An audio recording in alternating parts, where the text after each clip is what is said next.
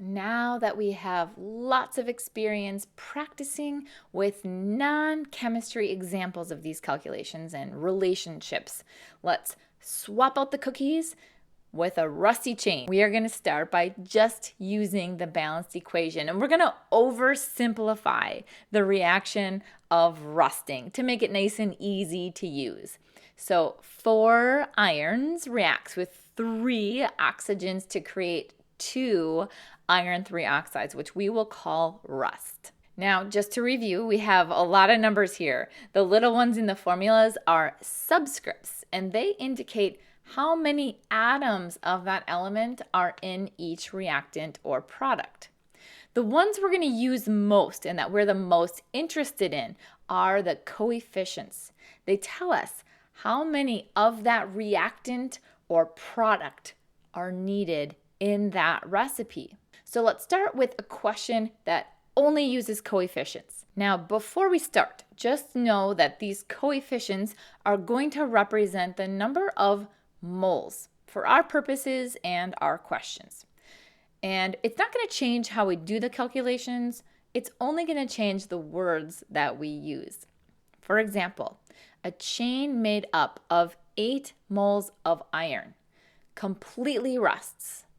How many moles of this iron 3 oxide are formed? Just a little side note here, a mole is the chemist's counting number. So we're going to treat questions like this as just counting or quantity questions, just like when we had to count the number of wafers or frostings.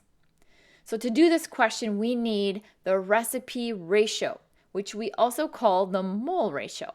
For 4 moles of iron, we will create 2 moles of rust, which means if we have 8 moles of iron, we will create 4 moles of rust.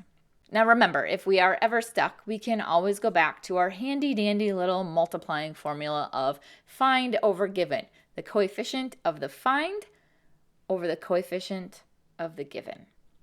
So start with 8 irons, multiply by 2, which is the coefficient of the substance we are finding, over 4, which is the coefficient of the substance we are given information about.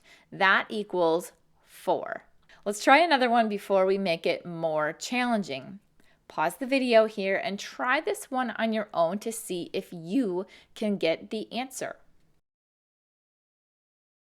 A huge chain is made up of 252 moles of iron, and it reacts to form rust. How many moles of oxygen will be reacting with it? Now this one isn't quite as easy to do in our heads. The ratio of oxygen to iron is 3 to 4. So we can estimate that we'll have slightly less oxygen reacting than moles of iron. But let's actually write out the calculation. 252 moles of iron times 3 over 4, we're finding oxygen, we're given iron, equals 189 moles of oxygen. You can type this into your calculator by typing in 252 times 3 divided by 4 equals. The way that I do these calculations on my calculator is I always multiply the numerator and divide by the denominator, and that keeps my order of operations continuous. Now maybe you were taught to do this using dimensional analysis. How does that fit into everything that we're doing? If you would like to show the complete dimensional analysis on this, you can easily do this. Just add the full labels to this ratio.